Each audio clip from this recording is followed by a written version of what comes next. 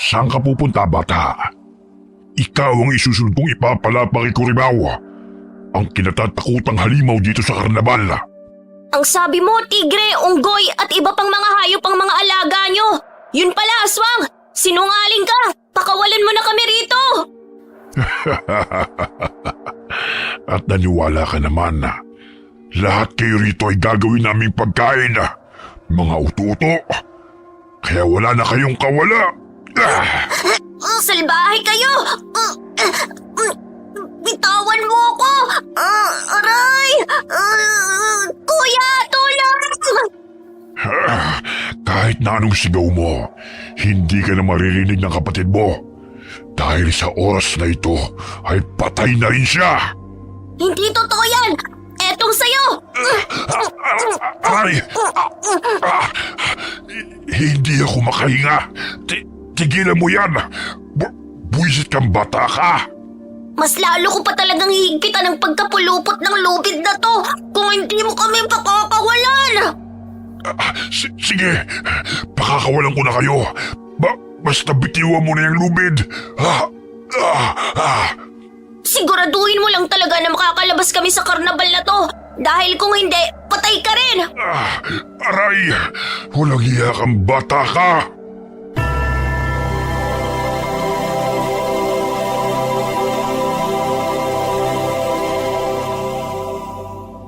Papauwi galing sa paaralan ng magkapatid. Napansin ni Bong na tahimik si Bensoy at salubong ang mga kilay. Oh, Bensoy, bakit nakasimangot ka na naman? Tsaka, ano nangyari dyan sa labi mo? Nagsuntukan kami ng kaklase kong si Warren kanina. Sumusobra na kasi siya, kuya eh. Palagi niya akong pinapahiya sa klase. Kaya ayun, binasag ko din ang mukha niya. Ilang beses ko bang sasabihin sa'yo na huwag ka makipag-away? Ang tigas talaga ng ulo mo. Sigurado akong pagagalitan ka na naman ni nanay kapag nakita niya yung mga sugat mo.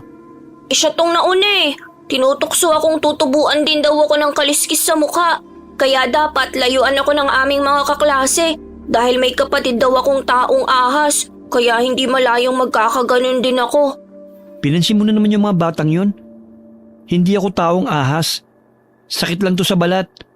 E di sana kung totoo yun, kinain ko na lahat ng tao dito sa baryo.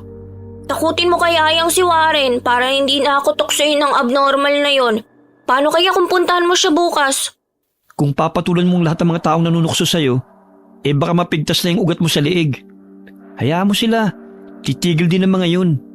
Anong titigil? Nananahimik naman ako dati kahit araw-araw nila akong tinutukso pero hindi pa rin sila humihinto. Alam mo ba kuya? Kanina nang basagin ko mukha ng Warren na yon, pati mga tropa niya tumahimik. Akala nila, tigas kaya ng kamao ko. Basta sinasabi ko sa'yo, wag mo nang uulitin na makipag-away ha. Tayo pa rin ang pagagalitan ni nanay. Yan ang hindi ko maipapangako sa'yo kuya. Ipinanganak si Bong na hindi normal. Kalahati sa mukha niya ay tila kaliskis na mayahalin tulad sa isang isda. Ang isang balintataw naman niya ay kulay dalandana. Kaya't yun ang dahilan upang maging tampulan siya ng tukso. Kahit ang bunsong kapatid niyang si Bensoy ay hindi nakakaligtas sa panunukso ng mga kaklase nito. Kuya, tingnan mo si Mang Pulon. Nagbibihis na naman siya bilang clown. Nakakamangha yung mga magic na ginagawa niya. Alam ko din ang mga simpleng tricks na ginagawa niya. Pareho na lamang sa mga lasong pabago-bago ang kulay. Ang lubid ay biglang tatayo. Sa kahon naman, biglang may lilitaw na kuneho. Paano mo nalaman ang mga tricks na yon? Siyempre alam ko, kasi akong sidekick ni Mang Pulon. Ay, ikaw pala yung loko-lokong clown na kasama niya? Aliw na aliw pa naman ako sa katangahan nun. Akala ko totoong pumapalpak, yun pala palabas niyo lang. Mga 2 linggo na akong sumasama sa kanya. Sayang din kasi yung binibigay niya sa akin sa tuwing magtatanghal. Pambili pa yun ng bigas at ulam. Bilisan na natin sa paglalakad dahil magbibihis pa ako.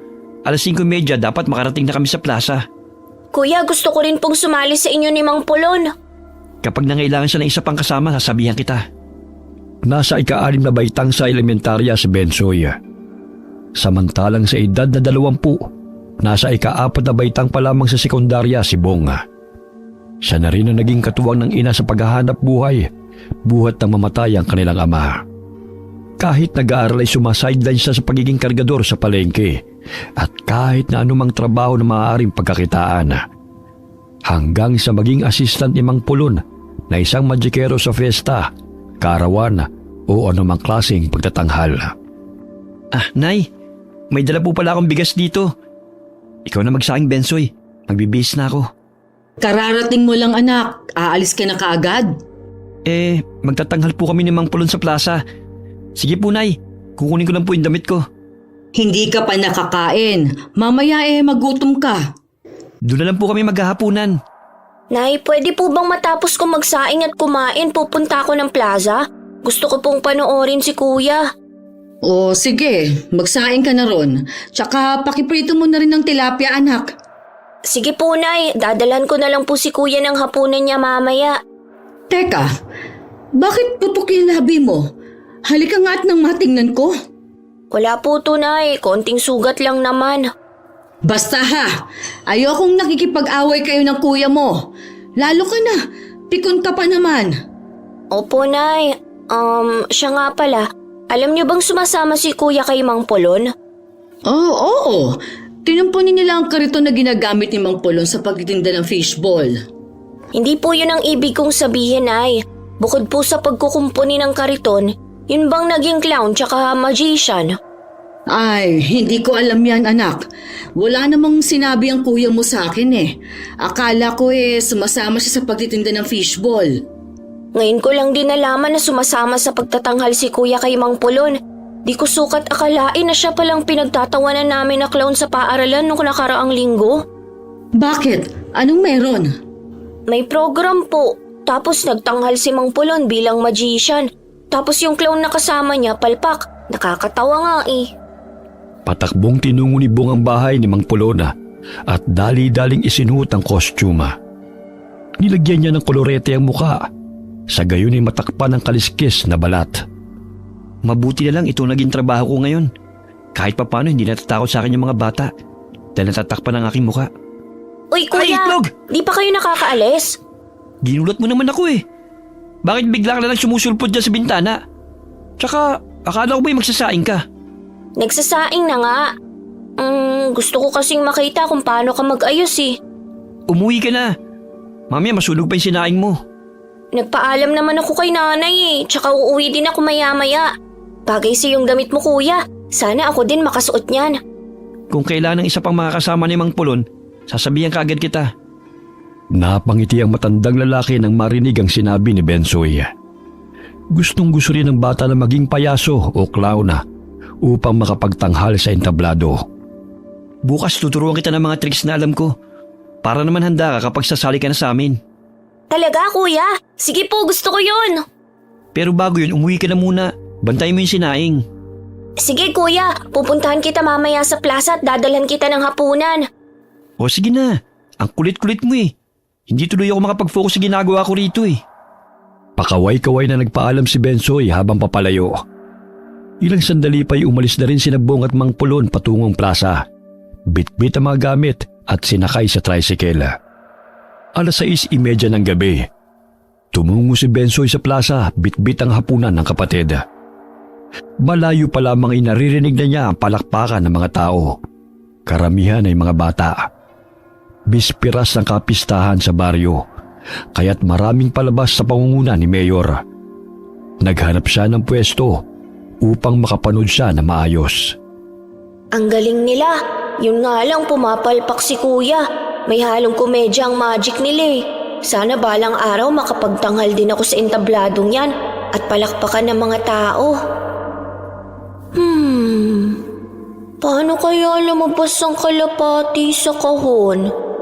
Kayong kanina wala naman. Hanip talaga ang magic. Hoy bata, umalis ka nga riyan. Nag-video ako Nauna kaya akong tumayo rito. Doon ka sa bandang likuran Kita mo naman nanonood ako rito Gusto mo bang ikaw ang pagkaguluhan mamaya ng mga tao? Sapakin pa kita dyan Bakit ba kasi mahilig kang mang-agaw ng pwesto? Ang dami-daming lugar dito banda maganda ang kuha Aangal ka? Parang namumukhaan kita. ikaw yung kapatid ng taong ahas na si Bong. Taong ahas ka riyan, hindi ahas ang kuya ko. Ikaw nga, yung buhok mo parang pugad ng manok eh. Kulang na lang dyan, mga itlog. Anong sabi mo? Pangit na nga, bingi pa. Makaalis na nga rito, sinisira mo lang ang panonood ko. Hoy! Bata, bumalik ka rito! Matagbilang dila mo ah! Kanina pinapaalis mo ako, tapos ngayon pinapabalik mo? Ano ba talaga? Nakipagsiksikan na lamang si Bensoy sa mga batang nanonood. Patalon-talon pa ang mga bata nang ihipa ng matandang payaso ang mga bulanan ng galing sa laruang espada. Abay, ang galing. Kaya na rin ni kuya na patayuin ang lupid. Paano kaya niya nagawa yun? Alas 8 ng gabi natapos ang pagtatanghal ni Bong at Mang Polon. Pumunta sila sa entablado at do'y nagpahinga. Bisperas ng kapiestahan, kaya't may gaganaping patimpalak na sayawan. Dali-daling tumakbo si Benso sa likod ng entablado upang hanapin ang kapatid. Kuya, grabe, ang galing mo na. Akalain mo nagawa mong paramihin ang panyo sa iba't ibang kulay? Tsaka yung lubid, matagal na nakatayo lang. Sa susunod, 3 na tayo magtatanghal, sabi ni Mang Pulon. Talaga? Sabik na akong makapag-ensayo. Napansin kong umalis ka sa kinatatayuan mo kanina. Ah, oo. Dahil pinaalis ako ng Rowella na yon. Di ba yun ang palaging nanunukso sa yung kaklase mo? Gusto mo bang upakan ko siya? Sus, tumigil ka nga. Ang liit mo para upakan niya si Ruela. Tsaka babae pa rin yun. Hindi dapat pinapatulan. Magmimistulang kuto ka lang. At kaya kanyang tirisin sa laki ng katawan nun. Matakot siya sa kutong kagaya ko. Makalait, akala niya kanais-nais ang itsura niya. Ang pangit din naman. Ay, may dala-dala pala akong kanin at pritong tilapia. Kumain na muna kayo. Nagdala ka pa niyan. May binigay na pagkain si Kapitan. Halika, kumain ka. Wow! Fried chicken at pansit! Palagi bang itong libreng pagkain niyo, kuya? Hindi. Minsan wala rin. Mabuti na lang mabait si Kapitan. O ito, marami pang kanin. Ngayon lang ulit ako nakatikim ng fried chicken. Matagal na rin ang huli eh. Sa'yo na yan. Akin lang tong tilapia. Hahatian ko si nanay para makatikim din siya nito. Tsaka yung pansit, ibigay na lang natin sa kanya. Ikaw ang bahala. Habang naglalakad ay may napansin si Bensoy na 2 clown. Sumakay ang mga ito sa pulang van. Kuya, hindi lang pala kayo ni Mang Pulon ang nagtatanghal sa desperas ng kapistahan. Ayun sila oh, mas maganda ang costume nila kaysa sa inyo. Pinaglumaan ni Mang Pulon tong suit ko eh. Binata pa siya, suit niya na to no. Tsaka, hayaan mo na sila. Lahat tayo may kanya-kanyang diskarte. Ang kaibahan lang kung paano tayo makakapagbigay ng kasiyahan sa mga tao. Gaya namin, kunwari palpak ako, tapos binabatukon para gumaling.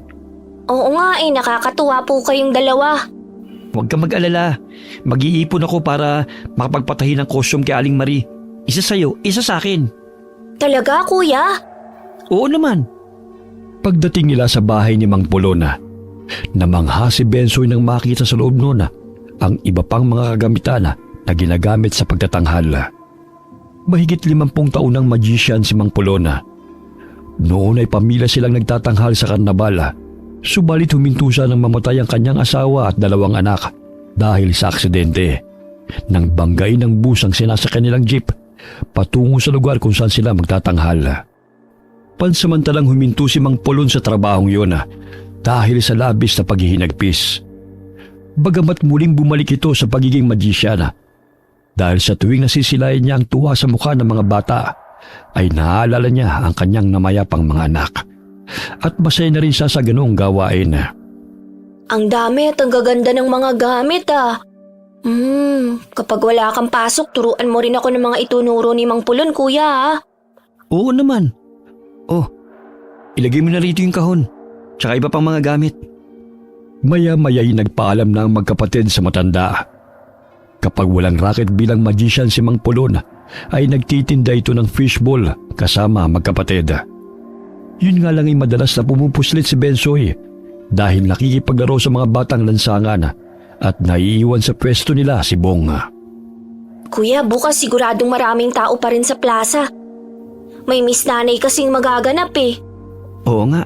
Kaya samahan mo ko sa pagtitinda ng fishball ha. Wala munang laro at lakwatsa. Baka umiskapo ka na naman. Ay hindi na kuya, lahat ng utos mo susundin ko. Basta turuan mo lang ako ng mga tricks na tinuro sa'yo ni Mang Pulon ha. Tsaka bakit hindi ko alam na ilang linggo ka na palang sumasama sa kanya? Puro kasi pagbubulak-bulang ginagawa mo eh. Imbis na dumiretso sa bahay pagkatapos ng klase, puro laro yung nasa isip mo. Malaki ka na, Bensoy. Kailangan mo nang tulungan si nanay sa gawaing bahay. Tutulong na nga eh. Malayo-layo pa man sila ay pinagbuksan na sila ng pintuan ng ina. Sabik na kinuha ni Bensoy ang pasalubong nitong pansit at ibinigay kay Mila. Nay! Tikman mo po ang pansit at fried chicken! Hinati ko po para makakain din po kayo ng masarap. Bakit hindi niyo lang inubos ito, mga anak? Nakakain na po kami ni kuya. Ito po yung 500 na kinita ko kanina, Nay. Idagdag niyo po sa gastusin dito sa bahay. Nako, anak, itabi mo na lang yan para sa pag-aaral mo. May natira pa naman akong pera sa paglalabada eh. Sa inyo na to, Nay. Tsaka magpahinga na po kayo sa paglalaba. Napapadalas pa namang sumasakit ang likod niyo. Hindi pwede, anak. Alam mo namang nananamlay ang katawan ko kapag walang ginagawa. Tsaka hindi naman gaano kadami ang pinapalaban ni Mrs. Torre. Mga damit lang nilang mag-asawa. Basta, Nay. Huwag niyo masyadong pinapagod ang sarili niyo. Nay, di ba masarap yung pansit at fried chicken? Ay oo, anak. Gusto mo bang kumain? Kung hindi mo po mauubos, pwede naman akong tirahan, Nay. Uy, Bensoy. Kinanay na yan eh. Tapos kukunin mo pa? Kung hindi lang naman mauubos ni nanay. Oh, sige na. Sa'yo na yung fried chicken. Nakapaghapunan na ako. Grabe ka talagang dumiskarte, Bensoy. Bukas bibilhan kita ng 5 pirasong pakpak ng manok.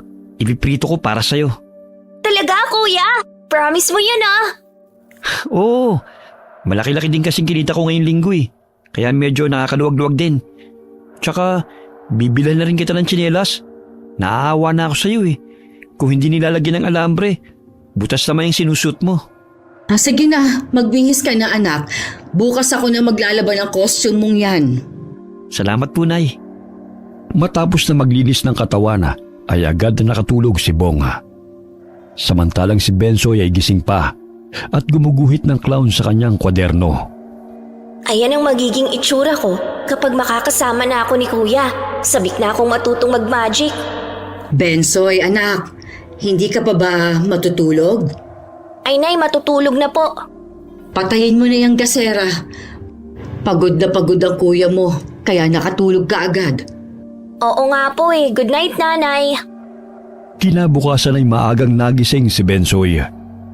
Hindi pa man nakapag-agahan ay inaya niya ng mag-ensayo ang kapatid. Mamaya na. Ligpitin mo muna ang higaan at punuin mo ng tubig ang galon. Pagkatapos ng gawain dito sa bahay, tsaka na tayo mag-iensayo. Sige na nga. Oh, bakit tumutulis na naman yung nguso mo? Nagre-reklamo ka? Hindi Dali-daling kinuha ni Bensoy ang galon at nag-igib ng tubig. Mabilis siyang napuno ang mga galon at agad na bumalik sa kanilang bahay. Kuya, tapos na akong mag-igib. Halika na, para makapag-agahan na tayo. Luto na tong sinaing. Oh, eto, may atsara ako rito. Pinigay ni Mrs. Torre kahapon. Masarap tong ipare sa pritong tilapia. Ay, oo nga po, Nay. Anong oras po ba tayo mag-iensayo, kuya? Pagkatapos mo hugasan ng mga pinagkainan. Ang dami namang gagawin bago mo ko turuan. Pambihira naman, Ay, syempre naman. Sino pa ba paghuhugasin mo ng mga plato? Ang pusa? Kumain na kayong dalawa.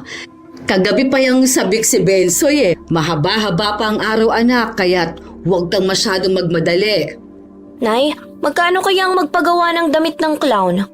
Hindi ko alam anak, pero tatanungin ko si Marie mamaya. Ako nang bahala sa pagpapatahi ng costume mo. Ngunit bago yun, dapat matuto ka muna. Gusto ko po yung kulay asul at berde, kuya. Tsaka yung kulot na buhok. Binibili pa ba yun? Meron pang 2 na hindi nagagamit si Mang Pulon. Hihiramin na lang natin. Halos hindi makapaghintay si Bensoy na makapag-ensayo. Matapos kumain at ligpitin ang kanilang pinagkainan, ay agad niyang inaya ang kapatid na pumunta sa bahay ng matandang magikero. Hindi ka talaga makapaghintay. Tayo na nga. Ang dami mo pa kasing utos bago tayo umalis eh. Ay, dapat lang natapos na lahat ang gawain sa bahay bago tayo maglakwatsa. Alangan namang iasa pa natin yung kinanay. Pagdating nila sa bahay ni Mang Pulona, ay nadat na nilang naglilinis ito ng kariton na ginagamit sa pagtitinda ng fishbowl.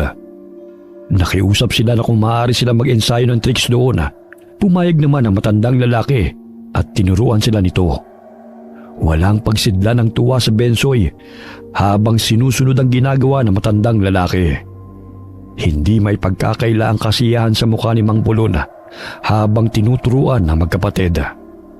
Ang hirap din pala nito. Dapat pala mabilis ang paggalaw ng mga kamay dahil kung hindi, papalpak ka talaga.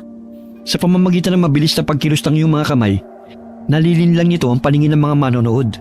Dadalasan ko talaga ang pag-iensayo para naman maging kasing galing niyo ako ni Mang Pulon. Natawa ang matandang lalaki sa sinabi ni Bensoy. Napatingin si Mang Pulon sa relo. 3:00 na ng hapon, kaya't huminto sila sa pag-iensayo.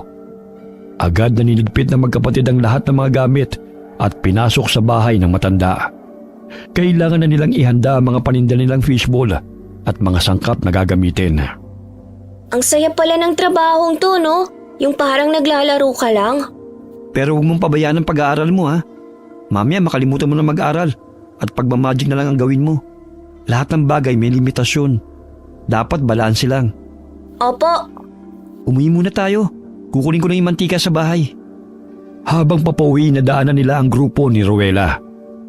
Maangas ang mga itsura ng mga ito.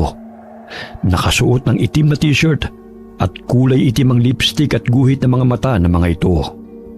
Magsitago kayo! Baka lamunin kayo ng taong ahas! O di kaya'y mahawa kayo sa kaliskis niya!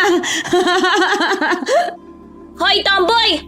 Alam kong si kuya ang pinariringgan mo. Wala kang pinagkaiba sa kapatid mong si Warren na matalas ang dila. Pasalamat ka dahil babae ka pa rin. Dahil kung hindi, itutulad kita sa kanya. Aba! Ang tapa mong kutong lupa ka! Ikaw pa lang nang bugbog sa kapatid ko? Nararapat lang yun sa kanya dahil walang prenong bibig niya kagaya mo. Tsaka ang tapang nyo lang naman dahil ang dami nyo eh. Pero mga duwag din kayo kung tutuusin. Halika na, umuwi na tayo. Huwag mo na silang pansinin. Sumusobra na kasi sila sa pangpapahiya sa atin eh. Tsaka hindi pwedeng basta-basta ka lang nila lalaitin sa maraming tao. Ikaw bata, baka gusto mong isabit kita sa punong yan. Alam mo bang ginagawa ko sa mga katulad mo ha? Nilalampaso ko. Pati ang kuya mo, nakaranas na yan.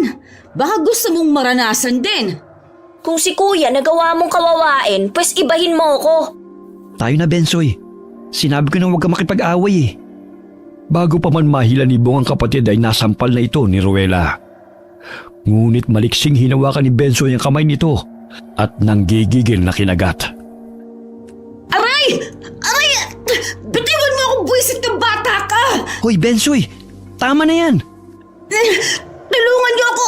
Aray! Puputulin ko talagang kamay mo kung hindi mo titigilan si kuya. Kayo na mga tropa mo. Kala nyo kung sino kayo mga astig, pareho naman kayo ng kapatid mong si Warren, mahina ang utak sa klase. Buwisit kang bata ka! Bawiin mo yung sinabi mo! Tama naman ako bobo kayo magkapatid. Dinadala nyo lang sa pananakot ang katangahan nyo. Para malaman mo, noon tinakot ako ni Warren na ipapabugbog sa mga tropa niya kung hindi ko siya gagawa ng assignment. Pero ngayon, hindi na ako takot sa kanya. Halika na! Ang liit-liit mo pero ang tapang mo. Hinila ni Bong ang bunsong kapatid dahil hindi ito tumitigil sa kakadaldal. May dumating na mga tanod kaya't inawat sila ng mga ito. Gusto pa sanang sugurin ni Rowela at ng grupo nito ang magkapatid. Ngunit pinalis na sila ng mga tanod. May araw rin kayo mga ahas! Lalo ka na bubuit! Hindi ako natatakot sa'yo, tomboy! Tama na yan sabi. Huwag mong pag-aksayan ng panahon ng mga taong ganyan. Itiko mo na yung bibig mo. Napalingon pa si Bensoy sa grupo habang papalayo. Sinesenyasan siya ng mga ito ng kamao at matalim na nakatanaw sa kanila. Takot ka ba sa tomboy na yon, kuya? Namimihasa na eh. Pareho sila ng kapatid niyang si Warren na si Raulo. Hayaan mo na sila.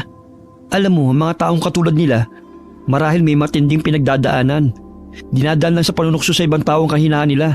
Sa paraang yun, aakalain na matapang sila. Alam mo kuya, Hindi ako sang-ayon sa madalas mong sinasabi na hayaan na lang sila.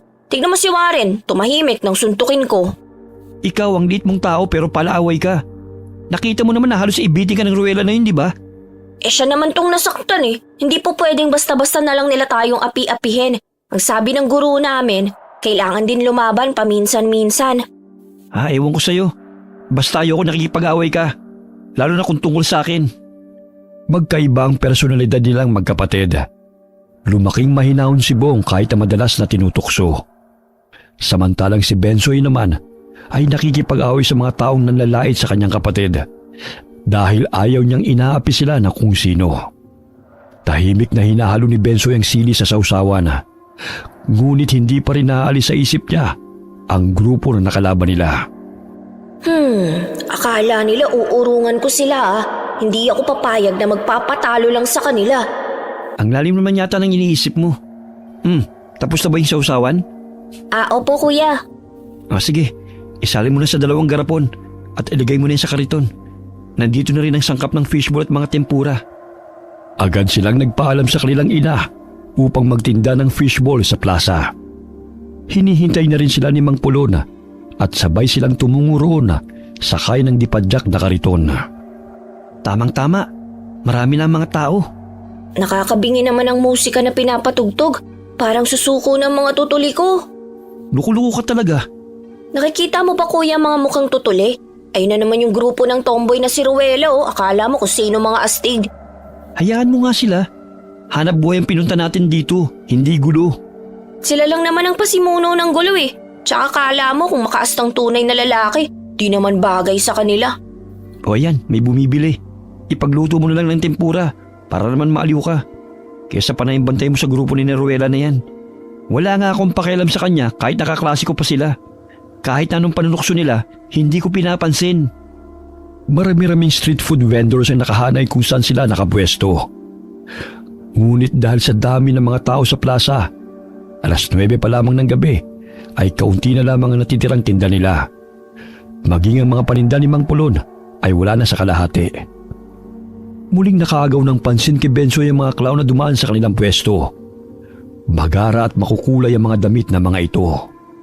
Magtatanghal kaya sila sa plaza? Pwede bang manood ako sa kanila? Basta bumalik ka rito Huwag ka magtatagal dahil konti na lang itong paninda natin. Huwag mo na kaming paghintayin dito Opo kuya. Nakasalubong ni Bensoy ang isang clown. Magiliw itong nakikipagkulitan sa mga bata at may mga binibigay din itong mga laruan at candy.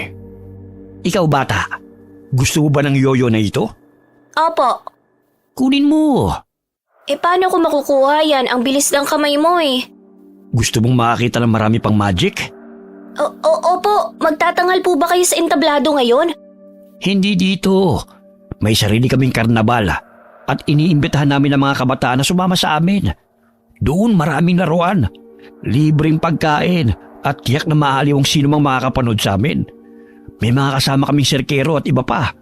Hindi lang magic ang gagawin namin, kundi may mga hayop pa kaming kasama ron. Baka naman makawala ang mga hayop. Hindi na nanakit ang mga alaga naming tigre. Dahil yun inapaamo ng magician na kasama namin. Maging ang mga bata ay naging kaibigan nun. Talaga? Gusto kong sumama at manood ng pagtatanghal nyo.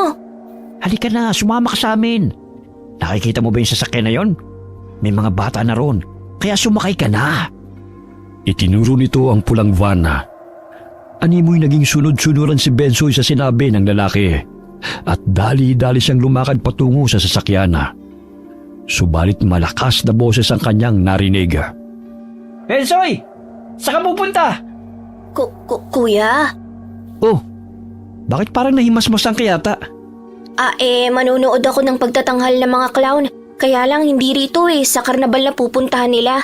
Isasama raw nila ako. Hindi ba sinabi ko na sa'yo, dito ka lang at huwag kang pupunta kung saan? Ayun na sila kuya halika sumama tayo sa kanila. Natitiyak kong mag-e-enjoy tayo ron. Gabi na kaya hindi pwede. Mamaya mag-alala pa si nanay Tsaka, hindi ka maaaring sumama kahit kanino lang. Lalo na't hindi mo pa kilala. Sabi ng clown, ihahatid din nila ako pa uwi kasama ng ibang mga bata. Kahit na, hindi pwede. Halika na nga, umuwi na tayo. Umiiral na naman yung katigasan ng ulo mo Ayun na sila oh, may iwan na nila tayo. Sa susunod na araw na lang. Umuwi na tayo. Naghihintay na si Mang Pulon, no? Kung hindi pa kita sinundan, kung saan ka na pala nakarating. Matamlay na tinatanong ni Bensoy ang payasong papalayo, kasama ang ilang mga kabataan. Pumasok ang mga ito sa van. Nakarating sila sa bahay ni Mang Pulon, bagamat hindi pa rin tumitigil si Bong sa pagpapaalala sa kapatid. Pinagalitan niya ito dahil nakalimot na naman si Bensoy na hindi basta-bastang sumasama sa hindi nito kakilala. Napatigil siya sa pagsasalita nang mapansin na napasapo si Mang Pulon sa ulo nito at dibdib. Ilang sandali pa'y bumagsak ito sa lupa. Kuya, si Mang Pulon, parang nahihirapan siyang huminga. Hihingi lang ako ng tulong. Tumito ka lang. Bantayin mo siya. Opo, kuya. Tulong! Tulungan niyo po kami! Tarantang tumakbo si Bong upang humingi ng tulong sa mga tao. Maya-maya'y may nakasulubong siya mga kagawad, kaya't dali-daling tumawag ng ambulansya ang mga ito at pinuntahan ng matandang lalaki. Mang Pulon, ano pong nangyayari sa inyo? Paparating na po si kuya. Humingi lang po siya ng tulong. Bensoy, nandito na kami. Kuya, si Mang Pulon parang hindi na siya humihinga. Ha?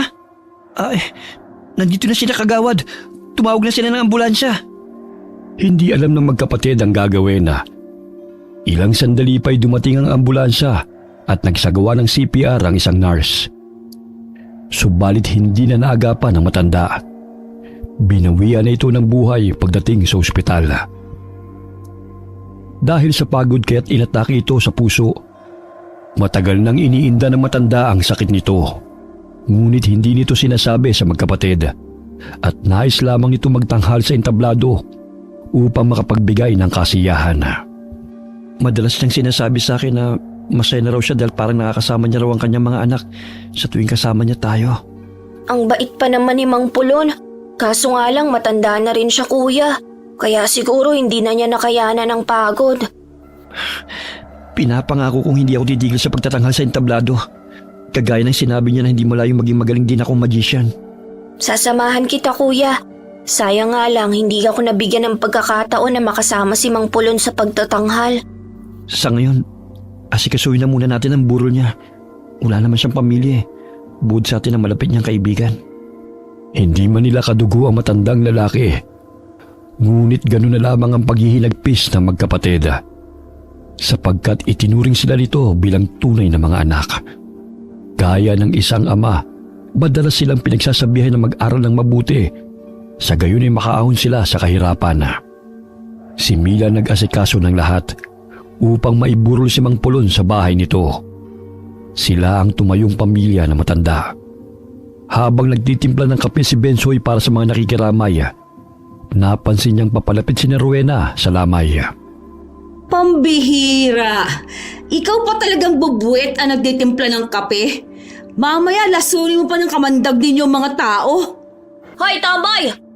Kung wala ka mabuting sasabihin, umalis ka rito, huwag kang manggulo. Pupunta ako kahit saang lugar kong gusto. Tsaka hindi mo naman tulamay ah. Gusto bang ikaw naman ang paglamayan bukas? Hoy, tomboy! Hindi ka pwede rito, tsaka wala nang biskwit at kape para sa'yo. Kaya umalis ka na. Parang pinaglihi ka sa sama ng loob eh. Anong sabi mong kutong lupa ka ha? Tanggalin mo kasi yung nakabara sa tenga mo para makarinig ka. Akala mo astig ka? Susuntukin na sana ni Rowena si Bensoy nang pigilan ni Bong ang kamay nito. Ilugar mo naman ang kaangasan mo. Hindi dito sa lamay ni Mang Pulon. Akala mo naman kung sinong concern. Ikaw nga tong dahilan kung bakit namatay ang matanda eh. Malas kang ahas ka. Hoy, tomboy! Kung ahas si kuya, edi sana matagal ka na niyang nilunok. Kaya lang kahit totoong ahas, aayaw sa'yo dahil mandidiri sa pagmumukha mo. Oh, anong kaguluhan to mga bata? Irespeto ninyo ang labi ni Mang Pulon. Yang si Ruela na yun, siyang nanggulo, palibhasa, walang modo. Hindi nag-iisip dahil kakarampot ang utak, kagaya ng kapatid niyang si Warren. Ikaw na kutong lupa ka ha? Hilahin ko pa yung dila mo eh. Ano ba ang pakay mo rito, Eneng? Nakikiramay o makikipag-away? Kung maaari umuwi na lang kayo ng mga kasamahan mo bago ko pa kayo ipadampot sa mga tanod. Umalis na kayo rito kung wala naman kayong abuloy. Nakikikain lang naman kayo eh. Psst, Bensoy, tama na. Totoo naman eh. Pangising tinatanaw ni Bensoy si Ruela. Wari tunay na lalaki ito kung umasta at nagmistulang hangir ang katawan nito dahil sa laki ng damit at pantalon. Itim ang kulay ng pulseras at hikaw. Maging sa dila nito ay meron din. Ang mga batang yon, wala na talagang pinipiling lugar na manggulo. Ewan ko ba sa mga magulang nila, hindi tinuturuan ng magandang asal ang kanilang mga anak. Kaya kayo, Bong at Bensoy, huwag kayong tutulad sa mga kabataang yon. Itong si Benson ay madalas kong pinagsasabihan. Basta isa isip at isa puso ninyo ang lahat ng pangaral ko. Hindi yan para sa akin, kundi para lumaki kayo bilang mabuting tao. Paparating na sina Kapitan. Bigyan niyo sila ng kape at biskwit. Opo, Nay. Isang linggong binurol si Mang Pulon. Hanggang sa mailibing ito na tanging ang mga kapitbahay ang naging karamay. Makakasama na rin ni Mang Pulon ng pamilya niya. Oo nga po, kuya. Matagal na panahon din silang nagkawalay.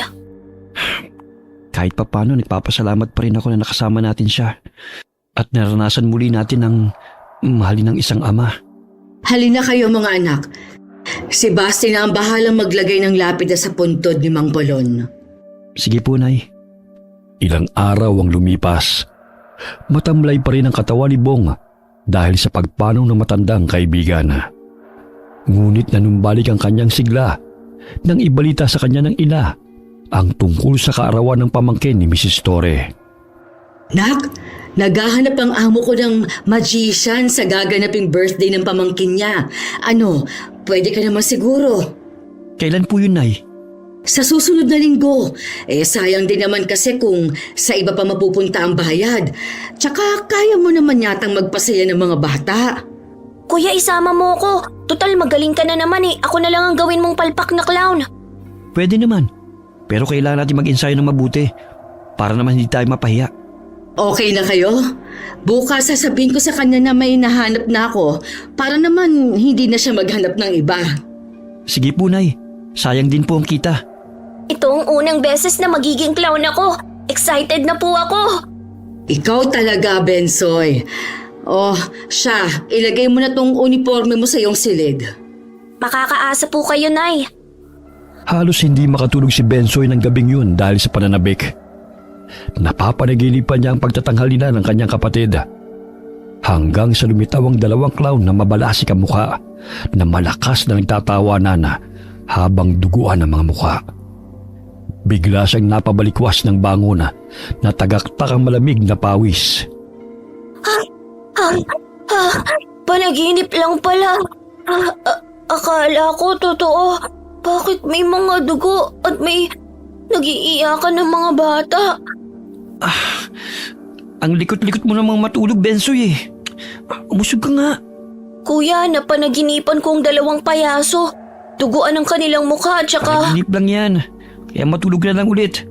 Maaga pa ang pasok natin bukas. Pero kuya, parang sila yung mga clown na nakita ko sa plaza nung nakaraang fiesta. Mahimbing na nakatulog muli si Bong kahit na kinakausap pa siya ng kapatid. Bumalik sa pagkakahiga si Bensoy at mabuntong hiningang ipinikit ito ang mga mata hanggang sa unti-unti siyang nilamon ng antok. Kinabukasan, alas 7 na hindi pa nagigising si Bensoy. Bong, anak, gisingin mo na nga yung kapatid mo, tanghali na Paano po ba naman kasi? Kung ano nung pang kinukwento sa akin kagabi. Tapos ang likod-likod pa sa higaan. Gisingin mo na para makapag-almusal na kayo bago pumasok sa eskwela. Hoy Bensoy, gumising ka na. Tanghali na. Naghihilig ka pa riyan. Ay, mamaya nga po na lang ako papasok. Inaantok pa ako. Ay, hindi pwede yan. Gumising ka na't maligo. Kung hindi ka pababangon dyan, hihilahin kita patungong banyo. Inaantok pa yung tao eh. Paano hindi ka aantukin? Hating gabi na gising ka pa. Padabog na tinungo ni Bensoy ang banyo. Ilang buhos pa lamang ay tapos na itong maligo. Grabe! Wala pang 5 minuto tapos ka nang maligo? Kaya ang dami mong libag sa katawan eh. Malamig ang tubig eh. Huwag na kayong magtalong dalawa. Kumain na kayo ng almusal. Matapos mag-agahan ay agad nang umalis ang magkapatid. Magkalapit lamang ang kanilang paaralan, kaya't sabay silang pumapasok. Bahagyang napalingon si Bensoy sa pulang van na dumaan sa kanilang tabi. Naging pamilyar yun sa kanya. Parang yun ang van na sinakyan ng mga clown na nakita ko sa plaza. Pagtatanghal pa rin siguro sila rito sa baryo. Siguro sa karating purok. Baka may gaganapin na kapistahan. Napansin kong ang daming laruan sa sasakyan, kaya siguro nandito naman sila sa baryo kasi hinatid nila mga bata na nanood sa kanilang pagtatanghal. Hatid sunduro kasi nila mga bata eh, ayon sa sinabi ng clown. Ay, mabuti naman kung ganun. Habang naglalakad, saglit silang napahinto sa tindahan at bumili ng babauning tinapay. Narinig nila ang kwentuhan ng mga ale na may nawawalang mga bata sa baryo at walang nakakaalam kung sino ang salarin. Ilang sandali umalis sila sa tindahan at naging palaisipan rin sa magkapatid kung totoo ang kwentuhan ng mga babae. Kuya, sa tingin mo, sino ang salarin ng pagkawala ng mga bata? Hindi ko rin alam. Pero hindi ba sabi mo, may mga batang sumasama sa mga clown na nakita mo nung fiesta? Baka sila yung nangunguha ng mga bata. Pero hinahatid naman daw nila. Sa bagay, hindi naman natin sigurado kung sila nga ba talaga o hindi ang salarin eh. Kaya ikaw, Bensoy ha, huwag kang sumasama kahit kanino na hindi nagpapaalam ha. Opo, kuya. Tignan mo oh, nandun ang tomboy sa gate. Ang angas kung makatingin sa atin. Mag-iingat ka kuya, mamaya pahiyain ka na naman niya eh. Kaya kong sarili ko. Sige na, pumasok ka na. Palingon-lingon pa si Bensoy bago pumasok sa gate. Magkatapat lamang ang kanilang paaralan, kaya nakita niyang binatukan ni Ruela ang kapatid habang hinahawakan ng dalawang kasamahan nito. Hoy! Taong ahas! Ilabas mo ang tunay mong anyo! Patakip-takip ka pa ng mukha ah! Ipakita mo sa lahat ng estudyante ang iyong kaliskis! Ano ba? Bitiwan niyo nga ako. Wala naman akong ginagawa sa inyo ah. Alam mo, taong ahas ka nga. Pero bakit ang duwag-duwag mo? Gusto mo bang balatan ko yung kabilang pisngi mo? Hoy, tomboy! Bitawan mo si kuya! Wala kang kadala-dala ah! Duwag lang yan si kuya kung umaga. Pero mamayang gabi malakas siya. Sige, saktan niyo siya dahil babalikan niya kayong lahat na nangaapi sa kanya. Uy! Takot naman ako! Gusto mo bang makita kung paano ko tanggalan ng kaliskis ang kuya mo, ha, Bubwet? Nasaan kaya ang gwardya? Bakit wala siya sa gate? Kailangan kong tulungan si kuya. Kumuha ng maliit na bato si Bensoy at malakas na inihagis patungo kay Ruela. Nasapul ito sa noo, dahilan na mabitiwan ito si Bong. Aray! Hindi lang yan ang aabutin mo kung hindi niyo lulubayan si kuya. May trabungko ako ng ahas na siyang nagpapalakas sa amin. Isang utos ko lang sa trabungko ng ahas, mamayang gabi sasalakayin niya kayo. Kabaliwan yan! May patrabong ko ka pang nalalaman, ha? Bitiwan niyo ako! Buong lakas na itinulak ni Bong ang mga kaklasing pumipigil sa kanya. Unang beses nilang nakita ang binata na magalit, kaya't nanilisik ang mga mata nito. Lalo na ang balintataw na maihalin tulad sa ahas. Kaya't natakot ang dalawang lalaki at kumaripas ng takbo ang mga ito palayo. Hoy! Mga duwag, saan kayo pupunta? Siyempre, tatakas. Ang hina talaga ng utak mo. Mamayang gabi, ikaw ang papahirapan ng mga alagad kong ahas. Nakikita mo ba ang bilog na to? Trabungko to ng mga ahas, kaya kung utusan sila, nakainin ka. Totoo ba yan? Mukha ba akong nagsisinungaling? Ibinigay pa sa akin ng matandang pulube, kaya matakot ka sa akin, Ruela. Pigil ang tawa ni Bong sa seryosong mukha ng kapatid habang kinakausap ang kalaban nito. Tumakbo ito palayo dahil sa takot na lusubin ng mga ahas. Totoo ba yung trabungko na sinasabi mo? Pati nga ng maliit na bolang yan? Nabasa ko lang sa comics ang trabungko ng ahas, pero ang bolang to napanalunan ko lang sa perya. May maliit na ilaw sa loob at maliit na baterya. Pambira ka talaga. Akalain mo, napaniwala mo silang totoo na may trabungo ka ng ahas? Bakit kasi hindi ka lumaban sa mga taong yun? Alam naman nating malaki lang ang mga katawan nila pero ang liliit ng utak nila eh. Sige na, pumasok ka na. Mami, mahuli ka pa sa klase. Ilang sandali pa'y dumating ang gwardiya na nagbabantay sa gate. Sumakit ang siya nito, kaya saglit na nagbanyo. Hindi maipinta ang mukha nila sa takot. Sa susunod, bibili ako ng laruang ahas para takutin sila ulit. Akala nila walang malaking nakakapuwing. Bensoy, natulala ka na naman dyan. Pumasok ka na.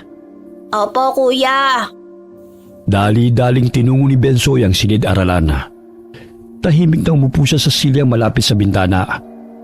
Ang nooy kaklasing si Warren na madalas na nanunukso sa kanya ay walang imik at tila nililis nito ang tingin sa binatilyo. Kahit nasa harapan lamang niya ito. Magkapatid talaga si Ruela at Warren. Mga utak talangka. Nakakatawang reaksyon ng tomboy na yun kanina. Ang angas-angas pero takot din pala. Samantala, inayos ni Bong ang panyo na nakatakip sa kanyang mukha. Mula sa kabilang hanay ng mga upuan ay matalim na nakatingin si Ruela at ang mga tropa nito sa kanya. Napapaisip kaya sila kung totoo ang sinasabi ni Bensoy tungkol sa trabungko? Loko-loko talaga yung kapatid kong yun. Ang daming alam.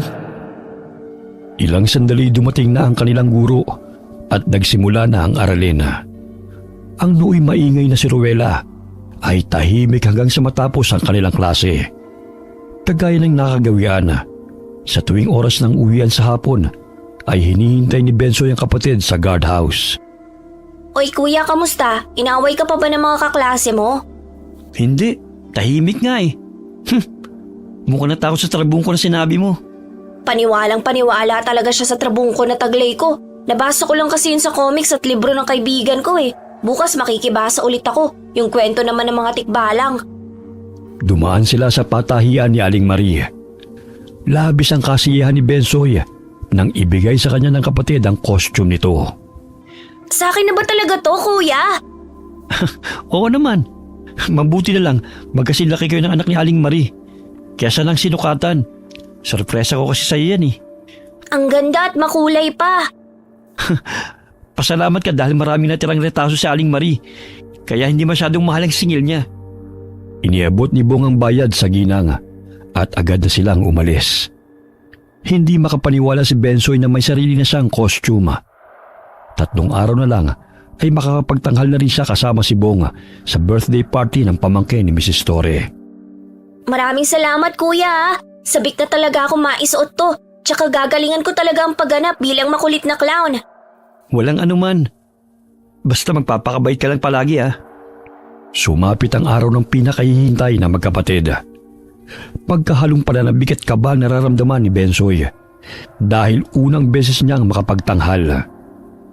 Nilagyan niya ng kolorete ang mukha at isinuot ang makulay na wig sa kanyang ulo. Nakakatawa palang itsura ko. Bagay ba sa akin, kuya? Oo naman. Hindi ka na nila makikilala. Dumadami na ang mga bata. Medyo kinakabahan ako, kuya. Kalma lang. Natural lang yan sa umpisa. Pero mamaya kapag nagtatanghal na tayo, mawawala na rin yung kaba mo. Tsaka mag-i-enjoy ka na. Handa na ba kayo mga anak? Maya-maya mag-uumpisa na kayo. Opo, Nay. Handa na po yung mga gamit namin dito. Galingan nyo, ha? Siyempre naman po, Nay. Paglabas ng magkapatid sa kurtina na nakasuot ng costume na clown ay sinalubong sila ng palakpakan ng mga bata. Masayang-masaya ang mga ito na pinapanood sila habang nagtatanghal. Magaling sa pagsalo ng 3 bola si Bensoy, habang si Bong naman ay nagmamagic sa pamamagitan ng paglitaw at paglaho ng mga baraha. Maging ang mga magulang ng mga bata ay naaaliw sa pagtatanghal ng magkapatid. Sumasayaw at kumakanta sila na may halong komedya. Ang galing-galing ng mga anak ko. Isinapuso talaga nilang itinuro ni Mang Polon sa kanila. Halos 1 oras din ang kanilang pagpapasya sa mga bata. Natapos ang kanilang pagtatanghal sa pamamagitan ng pagsama nila kay Princess, habang ibinibigay nito ang mga giveaways sa mga batang dumalo sa kaarawan. Ang saya-saya pala nito, kuya. Lalo na't pinapalakpakan ng mga bata. Sinabi mo pa. Ang galing mo na nga eh. Mas magaling ka pa nga sa akin nung una kong pagtatanghal. Puro palpak talaga ako nun. Mga anak, ang galing nyo. Pinagmamalaki ko kayo. Kumain na muna kayo. Ay opo, biglang kumalamang sikmura ako, Nay. Maging si Mrs. Torre, napahanga ninyo mga anak.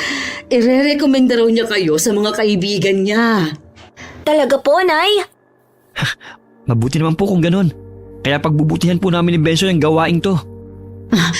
Siya, kain lang kayo ng kain ha. Sa inyo yan. Kaya magpakabusog kayong dalawa. Ang dami naman po nito, Nay.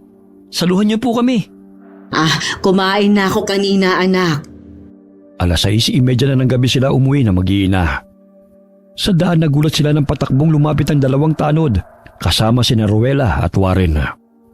Yang magkapatid na yan ang sapilitan nagdala ng 2 bata. Ayan naka-costume pa sila.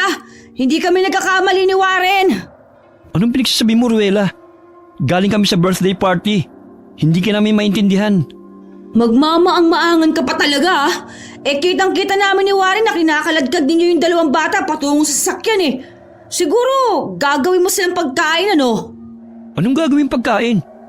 Wala kaming dinukot. At isa pa, kung dinukot namin, nasa na sila? Pauwi pa lang kami Malamang nilamon mo na. Di ba nga sabi ng kapatid mo, may trabungko siya ng ahas? Mali ko ba? Kung mga kasapi ninyong dumukot sa mga batang yon. Teka lang ha. Hindi nangunguha ng mga bata ang mga anak ko. Tsaka wala kaming sasakyan gaya ng sinasabi mo, Eneng. Di pa jack na kariton lang ang meron kami. Nagkakamali ka sa sinasabi mong yan. Tanungin ninyo yung mga anak ninyo. Kampon sila ng Diablo. Dahil mga taong ahas sila na kumakain ng mga bata. Di ba, usap-usapan ng mga nawawalang bata. Sigurado ako na nilapa na yan ni Bong na taong ahas. Hindi taong ahas ang anak ko. Ipinanganak siyang may sakit sa balat. Pero hindi nangangain ng bata ang anak ko, Eneng. Umuwi na kayo. Kung ano-ano ang pinagsasabi mo Mga Omel, huwag kayong maniwala sa kanila. Kitang-kita namin ang kapatid ko na silang dumukot sa mga bata. Hindi ako nagsisinungaling. Humingi ng paumanhin ng 2 tanod sa mag-iina. Hindi lingid sa kanilang kaalaman na gumagamit ng ipinagbabawal na gamot sina Ruela at ang grupo nito. Kaya't ganun ang mga iniisip. Lihim na natawa si Bensoy dahil napaniwala niya mga ito sa trabungko na kanyang sinasabi. Iniwan nila ang 2 tanod kasama ang 2 magkapatid at nagpatuloy sa paglalakad pa uwi. Hindi pa rin pala niya nakakalimutan ng trabungko. Akala niya totoo yon. Anong trabungko ba yun, anak? Trabungko ng ahas, Nay. Paano ba naman kasi? Madalas nilang nilalait si kuya na taong ahas daw. Tsaka sinasaktan pa nila kami, kaya ayun, tinakot ko. Sinabi ko sa kanila na may trabungko ko ng ahas, na naguutos na lapain sila ng mga alagad kong ahas. Kaya ayun, natakot. Kayo talagang mga bata. Ang dami ninyong kapilyohang iniisip. Ang magkapatid talaga na Ruela at Warren ay nasanay na sa gulo. Napabayaan na kasi ng mga magulang. Nasa abroad ang ina. Samantalang ang ama, lulong din sa bisyo. Kaya napariwara ang mga anak. Napahinto sila sa pag-uusap ng may mapadaan na van. Bigla itong nagbukas ng pintuan sa kanilang harapan at sapilitang hinila sina Bensoy at Bong. Sino kayo? Saan niyo dadalhin ang mga anak ko? Aray! Bitiwan niyo kami! Walang hiya kayo! Bitiwan ninyo ang mga anak ko! Ipapasok pa sana ng isang clown si Aling Mila sa van. Ngunit dahil may paparating ng mga tanod, kaya't humarurot na umandar ang sasakyan at nabitiwan ng clown ang ginang at nagpagulong-gulong ito sa kalsada. Aray! Ang mga anak ko! Dinukot sila ng mga kalalakihan! Tulungan niyo sila, Mang Romel! Humingi tayo ng tulong sa kapulisan! Umiiyak na tugon ng ginang. Nasugatan siya sa noo at braso. Kung hindi dumating sila Mang Romel at Mang Basti, maging siya'y nadala ng mga kidnapper. Ayon sa mga tanod, nakuha din daw ng mga ito ang magkapatid na Ruela at Warren. Dali-dali silang dumulog sa istasyon ng pulisya upang i-report ang pangyayari. Kinakalampag ng mga kabataan ang salamin ng sasakyan upang humingi ng tulong. Tumigil na nga kayo sa pag-iingay. Baka gusto niyong dito pa lang ay patayin ko na kayong lahat. Anong kailangan mo sa amin? Bakit mo kami dinukot? Aba, 2 batang payaso. Nagtatanghal din kayo sa entablado, ano? Magiging masaya ito. Madadagdagan kami ng miyembro. Saan mo ba kami dadalhin? Anong kailangan mo sa amin? Tapang bata. Pero sige lang, mamaya mo ilabas ang katapangan mo. Makikilala niyo ang pinakamabangis na hayop sa karnabal. At maglalaro tayo ng taguan mamaya. Mga kampon ba kayo na magkapatid na yan? Pakawalan niyo kami rito! Sinong kapatid ang tinutukoy mo? Yung 2 kaharap mo! Inutusan ka ba nila ha? Nadukutin kami at ipalapa sa mga taong ahas? Taong ahas? Hindi tayo nagkakaintindihan. Pero mamay magiging masaya ang pagtatanghal. Panoorin niyo ang bawat eksena. Dahil naroon si Kurimao. Hindi namin sila kampon. Maging kami dinukot ng mga yan. Magmamaang-maangan pa kayo? Kayo mga taong ahas na kumakain ng mga tao, di ba? Hindi nga kami. Pare-pareho tayong biktima rito. Dinukot nila tayong lahat. Tama si Bensoy Ruela. Kaya huwag mo kaming sisihin. Napakasinungaling ninyo magkapatid. Pakawalan niyo na kami rito! Mga walang hiya kayo! Ilang beses na sinabi sa'yo na hindi kaming dumukot sa inyo. Ang hirap mong paintindihin. Totoong sinasabi namin, Ruela. Kaya maniwala ka. Palipat-lipat ang tingin ng kidnapper na clown sa mga kabataang nagtatalo. Tila nabibingisa sa ingay ng mga ito. Tumahimik kayo. Ang ingay-ingay ninyo. Mamaya malalaman niyo kung bakit kayo naparito. Natitiyak kong maaaliw kayong lahat. Huminto ang van sa isang madilim na lugar at tanging isang gusali lamang naroon. Hindi alam na magkapatid kung saan sila dinala ng mga taong dumukot sa kanila. Nasaan na kaya tayo, kuya? Anong klaseng lugar to? Kumapit ka lang. Huwag kang humiwalay sa akin.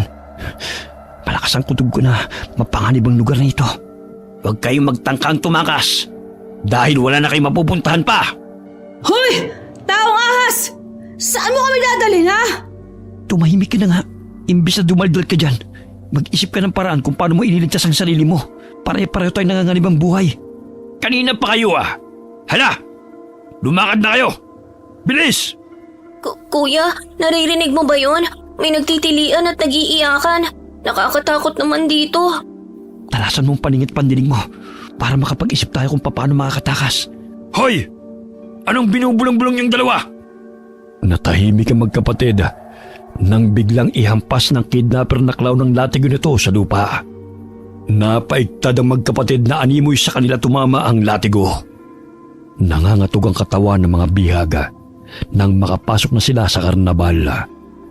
Bumungad sa kanilang paningin ang malaking entablado na may mga ulo ng mga bata at tinatarget ng isang payaso. Sa malaking hawla ay may nilalang na may sungay at buntot na kumakain ng laman ng tao. Kuya, anong klaseng hayop yan? Hindi naman unggoy o tigre yan eh. Parang aswang yan, Bensoy. Mga aswang ang dumukot sa atin. Tignan mo, kuya. Ang ruleta ay pinaikot-ikot ng isang nakahubad na babae kung saan naroon ang mga dugo ang ulo ng mga bata. Hindi kaya itutulad nila tayo sa mga yun. Narinig nila na pumalahaw sa iyak si Ruela nang makita ang aswang na naroon sa hawla. Kaya't nagalit ang clown sa kanya at kinaladkad siya patungo sa harapan ng halimaw at pinaupo malapit sa hawla. Pilit siyang inaabot ito kaya't patuloy na nagtititili si Ruela. Kailangan natin makakuha ng sandata panlaban sa kanila. Hindi maaaring hayala lamang natin silang patayin tayo. Ayun, kuya, may espada. Kailangan nating makuha yun sa isang tao na nasa entablado. Karnabal to ng mga aswang, Bensoy. Dito nila dinadala yung mga batang nawawala at pinapatay. Ang lansa ng amoy ng lugar na to, kuya. Kailangan na nating makaalis rito bago pa mahuli ang lahat. Bong! Tulungan niyo ako rito! Sabihan niyo ang kampo niyo na huwag akong lapain! Tulungan natin si Ruela. Kuya, hayaan mo na siya. Paano tayo makapag-isip ng gagawin ang ingay ng tomboy na yan?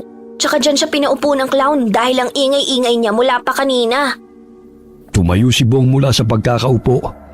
Kaya sinetasan ng clown na nagbabantay sa kanila.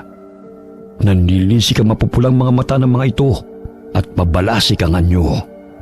Umupo ka dahil magsisimula ng pagtatanghal ni Maestro. Pwede bang ilayo mo na lang yung babaeng yun sa mabangis na hayop? Hindi kami makapanood ng maayos kung nag-iingay siya eh. Buwisit na bihag na yun. Sige, basta tumahimik kayo riyan at manood na lang kayo. Buti at nakinig ang isang bantay na yon. Di tulad ng isa ang init ng ulo. Kuya, tignan mo. May kutsilyo sa sahig. Baka pag mamay-ari yan ng clown na nakabantay sa atin. Kunin mo. Huwag ka magpapalata. Nakita ko na yan. Malakas ang kabog ng dibdib ng mga batang naroon habang nakaupo sa kawayang upuan sa harapan ng malapad na entablado. Ang apoy niya nang gagaling sa tanglaw o sulo ang nagsisilbing liwanag sa madilim na paligid. Inilibot ni Bensoy ang kanyang paningin.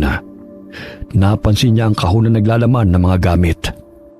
Kuya, baka may smoke bomb doon. Pwede natin yung kunin panlaban sa kanila. Shh! Tumahimik ka. Andiyan na yung clown kasama si Ruela. Tumahimik ka na. Magsisimula na magtanghal si Maestro. Aswang ang nasa hawla. Sinong hindi matatakot dun? Mas masahol pa kesa sa hayop. Tumahimik ka. Pag nainis ako sa iyo, ipapasok na kita ron kahit wala pang utos si Maestro. Sinong maestro ba yan? Imbes na sagutin ang katanungan ni Bong, ay matalim na napasulyap lamang sa kanya ang clown na nagbabantay sa kanila. Hinahampas nito ang latigo sa hanay ng upuan kung saan umiiyak ang ilang mga kabataan. Naroon din si Warren na kapatid ni Ruela na pigil ang pag-iyak dahil sa takot na maipasok sa hawla. Mabuti naman at pinaunglakan niyo ang imbitasyon namin, mga bata. Natitiyak kong maaaliw kayo ngayong gabi sa gaganapin naming pagtatanghal. Sa palagay niya, sinong maaaliw sa ganitong palabas? Napakabaho pa rito. Tumahimik ka na muna, Bensoy. Mamaya pag-initan ka pa na nagbabantay sa atin. Mga kampo niyo ba sila? Ito ba ang sinasabi mo, Bubuet? Nauutusan mo ang trabong ko mo na lusubin kami? Gumagana pa ba yung utak mo, Ruela? Kanina ko pa sinasabi na hindi namin sila kampon, hindi namin sila kakilala. At higit sa lahat, pare-pareho tayong bihag dito. Paulit-ulit ka na eh. Kuya, tingnan mo. Inilatag nilang bata sa mesa. Hahatiin ng maestro na yun, oh. Nanlaki ang mga mata ng magkapatid sa ginawa ng tinatawag na maestro. Nahati ang katawan ng bata at tumatalsik pa ang malapot na dugo. Umalingaw-ngawang iyakan sa lugar na yun at nagsisiksikan ang mga bata sa bawat sulok. Sinong gustong sumama sa akin dito sa entablado? Ayun, may nasisilayan akong batang payaso. Halika at samahan mo ako sa pagtatanghal. Ayoko. Dito na lang ako. Ikaw na lang, maestro. Sige na, bata. Sayang naman ang iyong kasuotan kung hindi mo ko sasamahan sa pagtatanghal. Bilisan mo na, bata, bago pa magalit sa iyo si Maestro. Ngayon mo gamitin ang kapangyarihan ng trabong ko na sinasabi mo, Bubuet! Pakiusap! Huwag niyo saktan ang kapatid ko! Nangangatog ang mga tuhod ni Bensoy habang lumalakad papalapit sa entablado. Ngunit sumasagi sa kanyang isipan na kailangan niyang kunin ang espada dahil yun lamang ang paraan para makatakas sila sa lugar na yun. Palakas ng palakas ang kabog ng kanyang dibdib. Natitisod pa siya habang papalapit sa tinatawag na maestro. Nandilat ang mga mata ng binatilyo nang tumambad sa kanyang paningin ang mabalasik nitong anyo. May maliit na sungay na tumubo sa noo nito at kulubot ang balat na nakasuot ng pulang kapa. Ilayo niyo po sa akin ang patalim na yan, maestro. Baka matusok po ako. Bakit ganyan ang kasuotan mo, bata? Gusto mo bang maging kasapi namin? Kasi idol ko po yung mga clown. Tsaka nakikita ko kasi noon sa plaza. Sige, hawakan mo itong espada At ikaw maghati ng kahon. Pero maestro, mahahati kasi ang katawan ng bata eh. Gagawin mo ba ang sinabi ko? O ikaw ang gigilatan ko ng leeg? Sige na nga po, akin na po ang espadang yan. Nagkunwari ang binatilyo na ayaw niyang hawakan ng espada. Ngunit nang ibigay sa kanya ang patalim, ay mahigpit niya yung hinawakan at bahagyang tumingin sa kapatid. Buong lakas na iwinasiwas ng binatilyo ang espada kay Maestro, kaya't nagulat ito sa ginawa niya. Lintik kang bata ka. Bakit akong hinataw mo? Pasensya na po, hindi ko sinasadya. Hindi ko po kasi makontrol dahil ang bigat nito. Ay. Akin na nga yan. Baka masugatan pa ako niyan. Hindi ko ibibigay sa'yo, akin ang espadang to. Hoy bata, bakit ganyan ka makatingin? Akin ang espadang yan. Marunong po akong gumamit nito, maestro. Gusto mo bang makita? Gumagamit din kasi kami nito sa aming pagtatanghal eh. Kaya nga lang, hindi ganito katalas. Itinutok ni Bensoy ang espada kay Maestro at buong lakas na hinataw itong muli. Sa pagkakataong yun ay natamaan sa balikat si Maestro, kaya naiinis na ito sa binatilyo. Akin na yan bata. Hindi na ako natutuwa sa'yo. Ako rin! Hindi ako natutuwa sa pinagagawa nyo. Hayaan mo kaming makatakas rito lahat ng mga batang bihag nyo. Isa kang hangal. Walang sino man ang nakakatakas dito. Maging ikaw. Akala mo siguro matatakot mo ako? Paulit-ulit siyang hinataw ni Bensoy ng espada. Nanimoy nagsasayaw lamang ito sa entablado. Naging hudyat na rin yun ni Bong upang saksakin ang clown na nakabantay sa kanila. Anong klase kang bata, ha? Hindi ka ba natatakot sa akin? Papatayin kita! Habulin mo ako, maligno! Pakawalan niyo ang mga kasama nating nasa hawla. Ipalapa sa kanila ang mga batang yan! Nagsipula sa mga bata nang marinig ang sinabi ng maestro. Patuloy na naghabulan sila ni Bensoy, kaya't nagpagulong-gulong ang binatilyo sa entablado. Muli niyang hinataw ng espada ang paa ng kalaban, kaya't nasugatan ito at umatungal. Gagawin kong pananguti ang bungo mo sa karnabal na ito. Sige, tumakbo ka lang bata. Dahil mapapagod ka lang, ngunit hindi ka makakaalis dito. Nandilat ang mga mata ni Bensoy nang mapunit ang suot na damit ni Maestro. Nagmistulang halimaw ang katawan nito dahil lumaki ang kalamnan na animoy naging taong lobo, katulad ng mga halimaw na nakakulong sa hawla. Mas nakakatakot pa pala ang kanyang itsura. Bensoy! Takpan mo ang ilong mo! Hoy! Aswang! Heto sa'yo! Mga buwisit kayo! Parang hindi ako makahinga. Smoke bomb yun ah. Akalain mo marunong si Ruela doon? Lintik! Halos na lang hapo yata ang lahat ng usok. Mahuli ko lang kung sino may gawa nun. Hindi ako magdadalawang isip na baliin ang leg mo! Sige, Aswang! Langhapin mo lahat yan! Nagkaroon ng pagkakataon si Bensoy na sugurin ng aswang na si Maestro. Mabigat ang espada, ngunit pilit niyang hinataw ang kalaban at tinamaan ito sa tagiliran. Anong klase mga bata ang dinala niyo sa karnabal? Sino pa ang sisira sa mga plano natin? Ikaw, anong tinutunga mo riyan? Patayin mo ang batang yan! Bensoy! Akin ang espada! Ako nang puputo sa ulo niya! Magkakasama kayo! Mabilis na kinuha ni Bong ang espada sa kapatid at sinugod ang aswang. Bagamat nakailag ito at tinadyakan silang dalawa, tumilapon sila sa gilid ng entablado at napasubsob sa mga bangkay ng mga batang wala ng ulo. Patay! Ang dami nila, kuya! Nakakadiri ang mga dugo! Tapos wala na silang mga ulo! Nandun ang ulo nila nakasabit sa ruleta. Hindi ako makapaniwala na ginagamit nilang kahinaan ng mga bata para linlangin. Ginamit nilang patibungan laruan at mga candy para sumama sa kanila.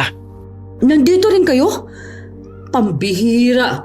Akala ko mga aswang kayo eh. Paano tayo makakatakas rito? Hinahabol kami ng babaeng aswang na nakalabas sa hawla. Di ba matapang ka? Harapin mo kaya sila. Tumahimik na kayo. Mamaya marinig pa nila tayo. Pinapatay nila ang mga bata. Kaya maging tayo, walang kawala sa bababangis ng mga aswang na yon. Nandiyan na sila. Patay tayo nito. Wala kayong ititirang buhay. Lahat ng mga batang bihag ngayong gabi ay dapat na mamatay. Lalo na mga batang buwisit na yon. Nagtatapang-tapangan sa teritoryo ko, ha? Hanapin niyo sila! Masusunod po, maestro! Naamoy ko kayo, mga bata. Alam ko kung saan kayo nagtatago. Pero sige lang. Gusto niyo maglaro ng tagu-taguan? Kaya pagbibigyan ko kayo. Ang sino mang mahuhuli ko, puputulan ko ng ulo! Pigil ang hininga nila. Nanginginig na napayakap si Warren kay Rowella. Naghahalo na ang sipon at luha nito dahil sa takot. Hinawi ng aswang na si Maestro ang kurtina kung saan sila naroon. Bulaga! Nandito lang pala kayo. Sinong gusto niyong unahin kong patayin? Itong sayo! Singhutin mo! Tama na. Ilayo niyo sa akin ang smoke bomb na yan. Ang pait sa mata. Eto pa ang dart. Tingnan ko kung masasapul ka nito. Nandito ang mga batang walang hiya. Hulihin niyo sila. Bensoy, tama na yan. Kailangan nating umalis dito. Natuntunan nila tayo. Grabe na siya ng dugo. Halos hindi ko masikmura ang amoy. Gumapang tayo patungo sa bandang kwarto na yon. May naanino kung maaari natin gamitin laban sa mga aswang. Nandito lang pala kayo. Saan naman kayo pupunta? Labis ninyong ginali si Maestro. Kaya may paglalagyan kayong lahat. Parang asong ulo na naglalaway ang clown na yan. Aswang din kaya siya katulad ng halimaw na yun na humahabol sa atin? Malamang. Tumayo si Bong mula sa pagkadapa. Dahil sa hindi ganun kaliwanag, ay hindi napansin ng aswang na payaso ang espada na hawak ng binata. Nanginginig ang mga kamay na itinarak ni Bong sa bandang dibdib nito ang espada at paulit-ulit na inundayan ang saksak. Agad nilang binuksan ang pintuan at bumungad sa kanila ang mga gamit. Kaya't isa-isa silang kumuha na maaari lang gawing sandata. May naaninag silang iilang mga bata na nagkukubli sa sulok ng karnabal na yon. May mga bata. Kailangan natin silang iligtas. May isang kahon na naglalaman ng dart dito. Bilisan niyo, may paparating. Bong, ang dalawang halimaw nasa likod na natin. Paano ba yan? Nahanap ko na naman kayo. Wala na kayong mapagtataguan pa. Huwag na kayong magpumilit na tumakas. Hoy! Lumayo ka sa amin! Yung mga bangkay na lang ang kainin mo kung talaga nagugutom ka! Tumahimik ka! Gusto mo bang ikaw ang unahin ko? Ang pinakaayoko sa lahat ay ang utusan ako sa dapat kong gawin. Ang daldal mo, ha? Hinila nito si Rowella sa paa, kaya't malakas itong sumigaw. Bagamat bago pa nito masakmal ang bihag, ay itinuon ni Bensoy ang smoke bomb sa mukha ng mga halimaw at pinindot ang buton. Lumabas ang usokot na langhap yun ng dalawang halimaw. Nabitiwan nito si Rowella, kaya't nagkaroon sila ng pagkakataon na sugurin ng mga kalaban. Sumampa si Bensoy sa likod ni Maestro at paulit-ulit na sinaksak ang mga mata nito gamit ang dart. Bitiwan mo ako, bata! Aray! Hindi kasiyahan ang dala mo, kundi takot at lagim. Ikaw ang dapat na mamatay. Hindi ang mga batang katulad namin. Mga bata, huwag kayong matakot. Kumuha kayo na maaaring gawing sandata laban sa kanila. Parang hindi rin ako makahinga sa smoke bomb na yun ha. Nasaan na ba yung pamahalo ko? Buwisit na aswang na yun. Muntik pa akong kainin. Pinagtulungang paluin ng mga bata ang babaeng aswang na nakalabas sa hawla. Hindi siya gaano kalakas katulad ng kay Maestro at tanging pagkain lamang ang inaatupag nito. Malakas na atungal ang kumakawala sa tuwing paghahampasin siya ng mga bata ng matigas na bagay sa pangunguna ni Rowella. Muling tumilapon si Bensoy nang magwala ang aswang na si Maestro. Ang tapang mo, bata. Ngunit sa pagkakataong ito, luluray-lurayin ko ang katawan mo. Napakalakas ang Maestro na yan. Bulag ng isang mata niya. Ngunit parang hindi man lamang nakakaramdam ng sakit. Nilalapitan niya na si Bensoy. Kailangan ko siyang maunahan bago pa niya mapatay ang kapatid ko. Aray! Ang sakit ng likod ko! Hoy, bata! Tumayo ka dyan!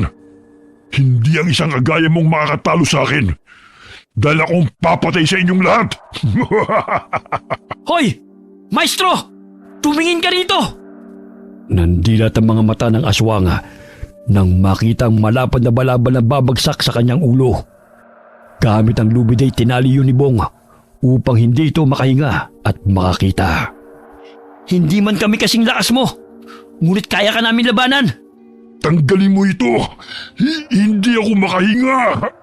Matibay itong balabal mo, kaya sigurado ako hindi ito napupunit. Walang hiya kayo! Tanggalin niyo ito! Kuya, ang galing ng naisip mo ah. Itali natin ang paa at kamay niya para hindi na siya makabangon pa. Sige, maghanap ka ng lubid. Hahanapin ko yung espada na nabitiwan ko kanina. Oh, bakit hindi niyo pa yung pinatay? Mamaya makatakas pa yan eh. Tayo pang lapain. Ako na nga ang papatay sa damuhong yan kung takot kayo. Paulit-ulit na hinambalos ni Rowela ang ulo ni Maestro gamit ang batuta. Nanggigigil ito habang ginagawa niya ang bagay na yon. Itong dapat sa inyo! Mamatay kayo mga aswang! Ang tapang mo naman, Rowela. Napatay mo na si Maestro oh. Hala, hindi na siya gumagalaw. Buti nga sa kanya. Asus, kanina lang takot na takot ka. Matapang ka lang kasi nakatakip na yung ulo niya. Malamang hindi na yun makalaban dahil nahihirapan ng huminga. Nasaan yung halimuno na kalaban nyo? Ayun, ibinalik namin sa kulungan. Hindi siya ganun kalakas kagaya ng ibang aswang na nakalaban natin. Parang sunod-sunuran lang siya sa lahat ng sasabihin sa kanya eh.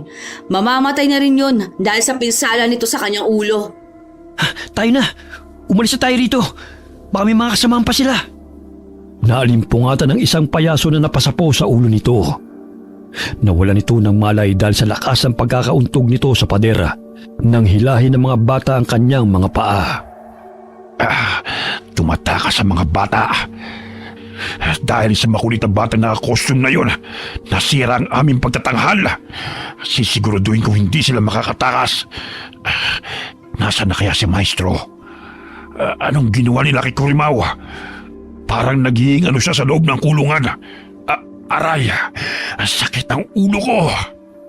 Nanino nitong pinipihit ng mga bata ang pintuan. Kahit na nung gawing pagpukpok ni Bong sa seradura ng pinto, ay hindi niya ito magawang buksan. Kailangan natin hanapin yung susi. Paano na yan, kuya? Hindi natin alam kung nasan yun. Teka, sandali. May naisip ako. Di ba may firework dun sa kahon kanina? Kailangan natin makakuha ng pulbura para mabuksan natin ang pintuan. Oo, pero paano? Ilalagay natin sa butas ang seradura at sindihan. Sige, ako nang kukuha. Dito lang kayo.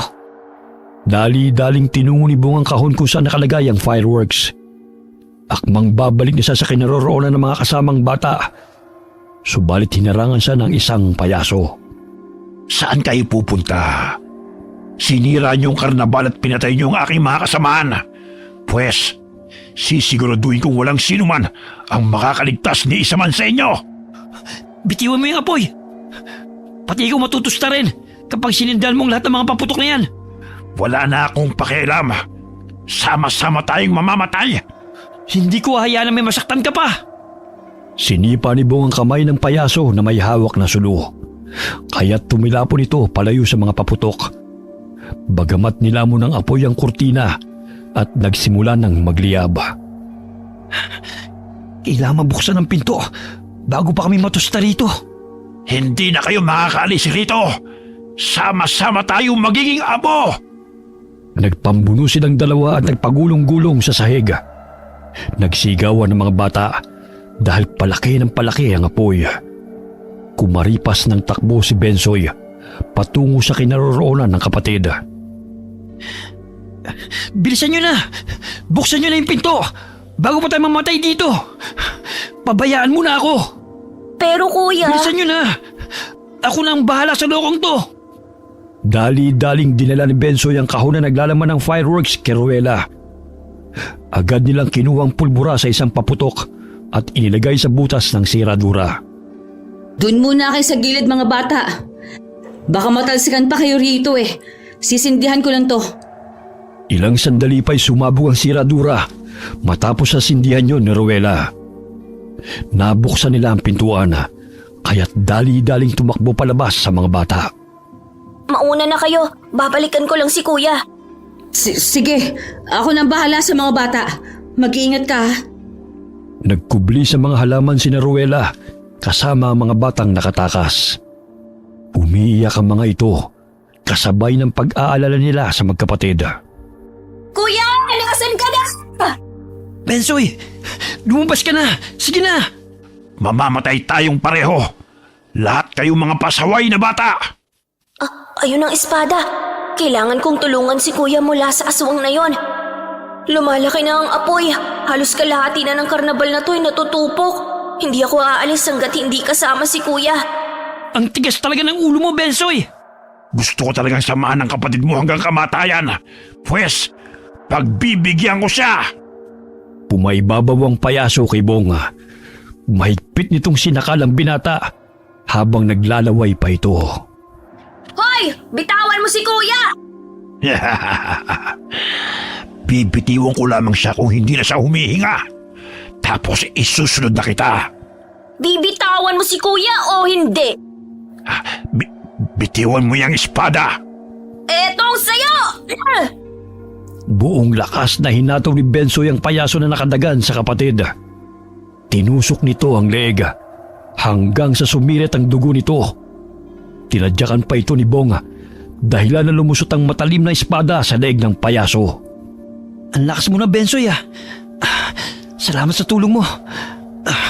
Pero tayo na. Bago pa tayo matusta ng buhay. Nasaan na yung mga bata? Kasama po ni Ruela, nakalabas na sila rito. Halika na. Yung halimaw sa hawla, nasusunog na siya. Buhay pa pala siya. Akala ko napatay na namin. Nakakabingi yung palahaw niya. Humahangos na tumakbo ang magkapatid hanggang sa makalabas ng karnabal. Sunod-sunod na pumutok ang mga fireworks dahilan na nakaagaw ng pansin yun sa mga tao. Ang sikot ng lugar na ito. Sa tingin ko layo nito sa baryo at liblib na lugar na ito.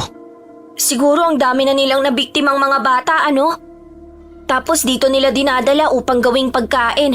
Hindi ko sukat akalain ang mga aswang palang mga clown na yon. Bong! Bensoy, nandito kami! Mabuti naman ligtas kayo. Nasaan ang kapatid mo? Nandoon! Ayaw lumabas sa mga halaman. Nanginginig pa rin sa takot eh. Ang dilim pa. Pero kailangan na natin makaalis dito. Hindi natin nasisiguro na ligtas na tayo. Kuya, tingnan mo, may dipadyak na maaari nating sakyan. Parang mahabang karitela. Sige, sumakay na kayo dyan. At ako na magmamaneho. Hindi naman ako marunong magmaneho ng sasakyan eh. Salita na lang tayo para hindi ka mapagod. Oh, mga bata! Lumabas na kayo sa pinagtataguan ninyo. Sumakay na kayo doon dahil aalis na tayo sa lugar na to.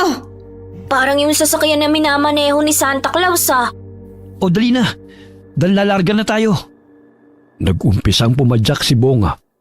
Hindi nito alintana ang pagod sa kagustuhan na makaalis sa malaimpyernong lugar na yon.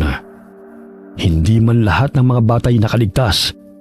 Ngunit laking pasasalamat pa rin nila na nakaligtas sila mula sa mga kamay na mapagkunwaring grupo ng mga aswang. Ako naman ang magmamaneho, kuya. Alam kong pagod ka na eh. Sige. Nagsisimula ng sumikat ang araw. Siguro yung layo pa rin natin sa kalsada. Napakasikot pa ng daan. Sandali. May narinig ako mga yabag. Baka mga aswang ang mga yon. Kuya, may mga taong paparating. Sandali. Dito muna kayo. Lumakad palapit si Bong patungo sa mga tao. Tila nabunutan siya ng tinik sa dibdib nang maninag ang 3 pulis na gumagala sa gubat. Mga pulis! Siguro hinahanap nila tayo. Talaga, kuya? Ay, salamat naman. Tawagin natin sila. Baka malagpasan pa nila tayo. Sir, nandito po kami! Narinig ng mga pulis ang ingay ng mga bata. Kaya't dali-dali nilang tinungo ang kinaroroonan ng mga ito. Bagamat hinawakan nila ang kamay ni Bong at pinusasan sa pag-aakalang ito ang dumukot sa mga bata. Sir, nagkakamali po kayo. Hindi po ako masamang tao. Sir, kasama po namin si Kuya. Hindi po siyang kidnapper. Tama po, hindi po siya ang salarin. Humingi ng paumanhin ng isang pulis dahil sa pag-aakalang si Bong ang payaso na kumikidnap ng mga bata. Isinakay sila sa patrol car patungo sa presinto.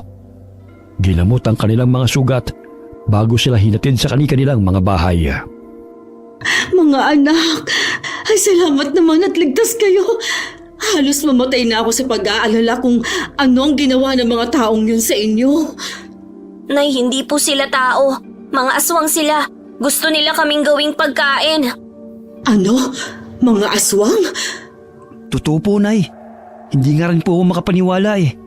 Ang daming bata na pinatay nila. Bensoy, Bong, Alimila, uwi na po kami. Salamat pala sa tulong ninyong dalawa. Kung hindi dahil sa inyo siguro patay na kami ni Warren eh. Tsaka sorry kung naging masama ako sa inyo dati. Hindi na mauulit yun. Walang anuman. Lahat naman tayo nagkakamali eh. Pero may karapatan tayo magbago para maging mabuting tao. Simula ngayon, hindi na ako makikipag-away. Pati na rin itong si Warren. Tropa na tayo ha. Oo ba? Umuwi sila sa kanilang tahanan upang makapagpahinga. Bit-bit ang hindi makakalimutang karanasan mula sa mga kidnapper na payasong nagtatanghala sa karnabal ng mga aswang. Wakas. Saan ka pupunta, bata?